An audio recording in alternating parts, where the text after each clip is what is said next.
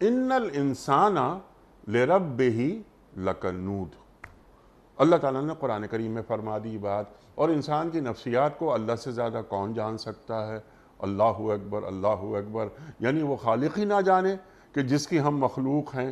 تو یہ جو ان الانسان لربہ لکنود، اور وہ لربہ لام بھی لگا دیا ثقیلہ کا، تو انسان اپنے رب کا ناشکرہ، کیا اس کے اندر بائی ڈیفالٹ کوئی چیز ہے؟ یا یعنی اس اندر کے جانور کی تہذیب کرنے کے لیے، تہذیب کو ذرا محدود کر دیتے ہیں، شکر گزاری کے لیے یعنی ہمیں کون سے کام کرنے چاہیے؟ کچھ تو باتیں آپ نے بتا دی، لیکن میرا سوال یہ کہ کیا انسان کی نفسیات کے اندر یہ بات ہے کہ ناشکری مجھے کرنی ہی کرنی ہے؟ اس لیے ابھی آپ نے ذکر بھی کیا تھا، ایک سوال اس وقت ذہن میں آ رہا تھا کہ ان اللہ مع الصابرین، تو فرما رہا ہے اللہ قرآن کریم میں ان اللہ مع الشاکرین نہیں ہے، تو کیا شکر گزاری میں اضافہ ایک کنڈیشنل چیز ہے؟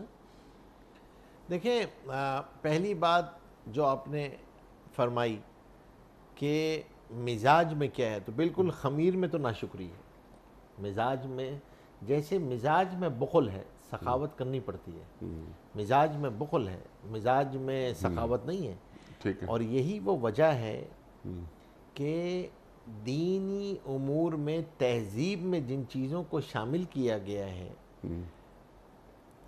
اس کے اندر اکثر و بیشتر اخلاقی اعمال جتنے بھی ہیں وہ ساری وہ چیزیں ہیں جو طبیعتوں اور مزاجوں کے خلاف ہیں، اس لیے تو اجر رکھا ہے اس پہ، اس لیے تو اجر ہے، ورنہ فرمایا کہ بل انسان جو ہے وہ بل ہم عدد، جانوروں سے بھی پرلے درجے کی چیز ہوگا، یہ تو ایسا جانور ہے حیوان ناطق کہ کیا کوئی جانور کو نقصان پہنچائے گا کسی جانور کو جو یہ درندہ بن کے نقصان پہنچاتا ہے۔ یہ جو اس کو درندگی اور حیوانیت سے نکال کر خلیفۃ اللہ تک کا جو سفر ہے، انبیاء کرام علیہ السلام یہ سفر جس راستے سے طے کراتے ہیں وہ تہذیب الاخلاق ہی تو ہوتا ہے، اخلاق کی تہذیب ہی تو کر رہے ہوتے ہیں۔